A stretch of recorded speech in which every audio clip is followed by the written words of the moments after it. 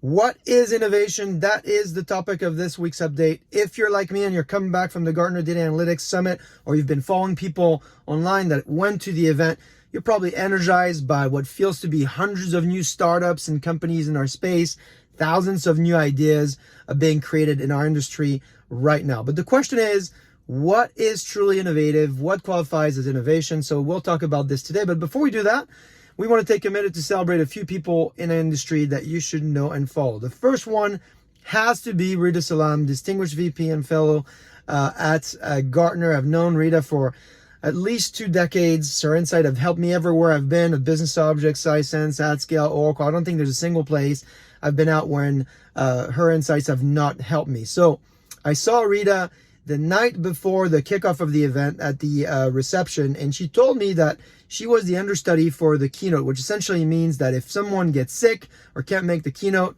they call you up to take care of the presentation. Now, I told her, of course, with her experience, there was nothing that she would have to worry about. First, very unlikely she'd be called up. Second, if she was, she would absolutely nail it. And then guess what happened? Next morning, we'll go to the keynote. Who do we see on stage? Rita. And she absolutely nailed it. And this is because this is someone who's been in the industry for a very long time. This is someone you can trust and that you absolutely must follow. So first of all, congratulations, Rita. Thanks for everything that you do. And I hope you're going to make some new friends here that are going to follow you as a result of this video. Second person is Bryson from Equifax. He and I had the opportunity to get dinner, and he shared with me his best practices. Just for reference, I had featured him as my customer of the week last summer. I think it was June 2022, because he had not only just won, but he had won 2 customer awards for his deployment at Equifax. This is someone who's got great best practices on multi-cloud, how to do cloud transformation right, and not just lift and shift. So this is someone you should ping and follow for sure. And then finally, Merv Adrian. I've got a ton of affection for Merv because I have known him since he was at the Giga Information Group, if you remember them. He has covered everything from databases to Hadoop to data analytics. He is bright. He has a ton of passion for this industry. I will miss working with him as a Gartner analyst, but I know that he's not done making a mark on this industry. So please reach out to him if you need insights, if you need him for projects. I'm going to put his contact info down here. He's an absolutely gem for all of us. By the way, if you go to my blog, you will see tons of photos of people that have been at the event and also that have had the opportunity to meet over the last couple of weeks through customers and partners event. And guess what? Maybe your photo, if we met, will be there as well. And then finally, if you want to meet me in the next couple of weeks, I will be keynoting the Data Cloud Summit in Toronto.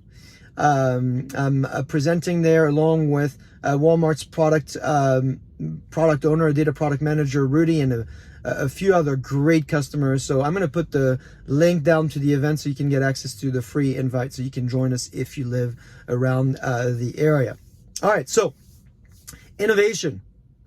How do we define innovation? Well, to break this down for you, I have to bring the absolute leader in this space, Clayton Christensen, and his book, The Innovator's Dilemma. If you have not read his book, this is an absolute must, The Innovator's Dilemma.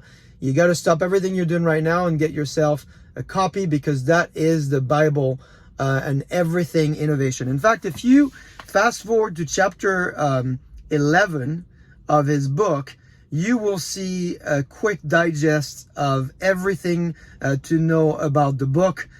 Here, let's see, you can see the cover here. I missed it earlier, Innovator's Dilemma, a book that you must absolutely get.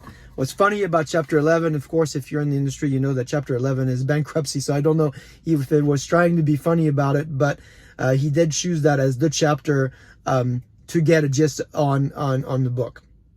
But in the book, you'll read that there are, in fact, 3 types of innovations. The first one, which he describes as disruptive innovation or disruption, is when the innovation is focused on appealing to the masses in ways that market leaders typically don't think about. He talks about how in the tech industry, for instance, we went from mainstream to computers, from computers to smartphone, essentially democratizing access to computing power and knowledge for everyone. Now, in this model, a category leader doesn't necessarily engage in this type of disruption naturally because it appeals to a non-customer. And you typically think about non-customers because they are evaluated at maybe an audience that's not worthwhile, particularly an audience where you'll have a lower margin for your business. That's why, this type of disruption appears to be driven by people maybe in a different industry or that are smaller than the leader that they're competing with. The second type of innovation is the innovation that most leaders, in fact, engage in, which he calls here sustaining innovation. So this is when you're about making good products, your existing products, better. And most, in fact, of the innovation that we see in the world is sustaining innovation. That's different from the disruptive type that we just talked about, because sustaining innovation rarely creates growth because they just make things that we know a little better.